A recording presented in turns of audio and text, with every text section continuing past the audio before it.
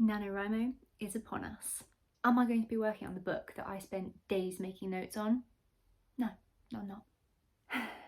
I've decided to completely scrap that idea. Maybe we'll pick it up another time, but this Nanowrimo, I'm going to write a horror. I know, me. I don't know what I'm getting myself in for. Look, I have been trying to find a horror book that frightens me silly for the longest time.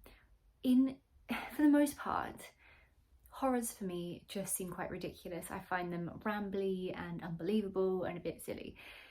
So this is going to be my biggest challenge yet. I want to write the book that I've been searching for.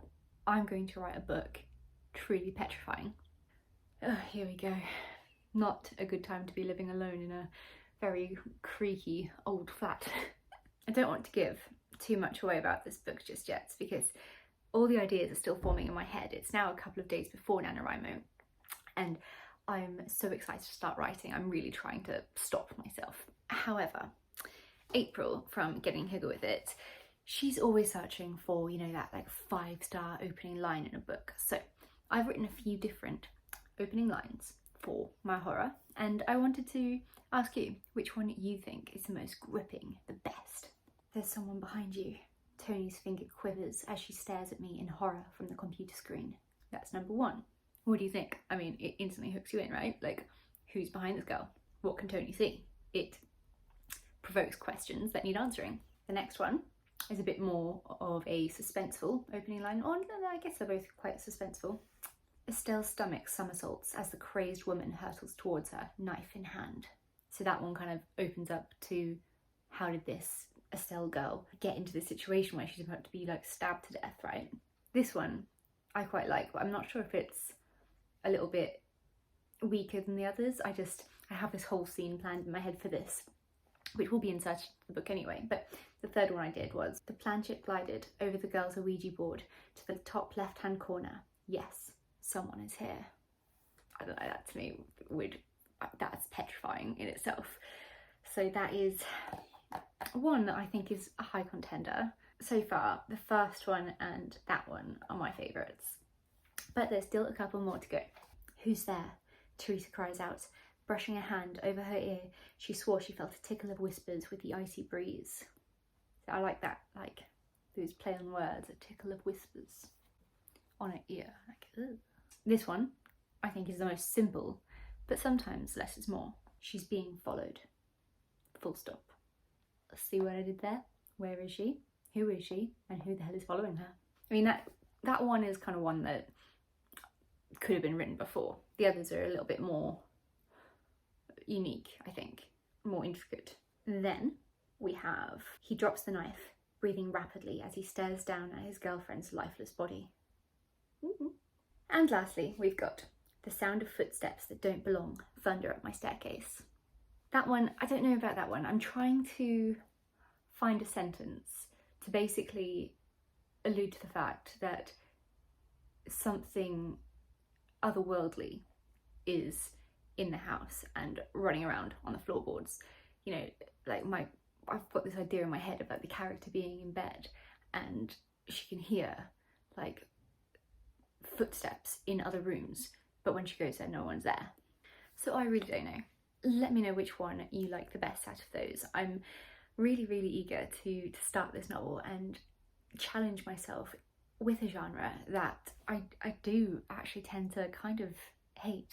Horror and I have never really connected. I'm busy reading Kill Creek by Scott Thomas, and the thing that I like about it, and that's potentially inspired me a little bit, is the fact that it is quite psychological, and I love psychological thrillers.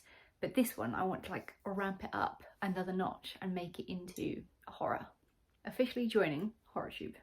Maybe that should be the title of this video. Or that 5-star first line. Or both. So I have used a little bit of this Preptober time to start piecing things together with this new book. So I have decided to do quite a lot of representation in the book. So the one girl is called Chioma, and she was originally from Nigeria. So we're going to get, you know, a diversity theme in there with her. Chioma means good luck. And did you know that Ouija board, Ouija, means good luck. Did you know that? I didn't either until this morning. Chioma is also going to be asexual, so I like that little bit of representation in the book. Obviously, I'm a very sexual person, so I'm looking forward to exploring what that's like for a character and just understanding more about that type of person. And then we've got another girl character, so the book's going to be told in alternating perspectives from each of these girls. The other girl is called Tony with an I. So while like Chioma is like super open to all things supernatural and paranormal, Tony doesn't really believe it. She's quite closed off, so they're quite the pair. I've kind of outlined the prologue, chapter 1, chapter 2 and chapter 3 at this point, but it's very messy notes I did last night after a bottle of wine, so have fun trying to piece that together. I want to explain more about it, but I actually think this is a really unique story and a strong story. And I think also Emma from Drinking by My Shelf, she did on her other channel, Book Break, she recently did a video chatting about some of the books that have actually come from Nanowrimo, such as like Water for Elephants or The Night Circus by Erin Morgenstern or whatever her name is.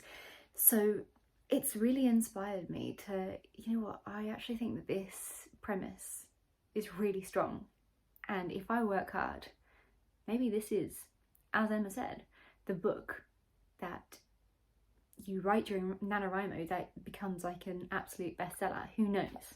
But I can tell you, it is going to be freaky AF.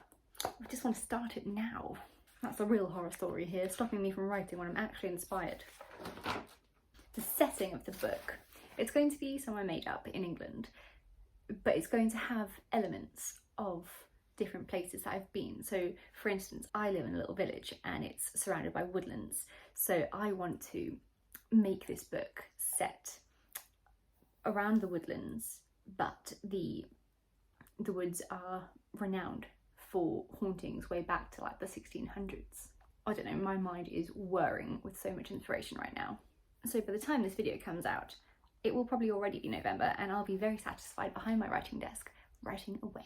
Familiarising myself with my keyboard, unfamiliarising myself with everything else in life, because nothing else matters during NaNoWriMo. This is my time to write. Anyway, as I mentioned, let me know which line you liked the best from that little bunch I wrote this morning, and then I might make that the first line, that the majority vote wins. That will be the line for my novel. Help a girl out. I will chat to you soon, everyone. Bye.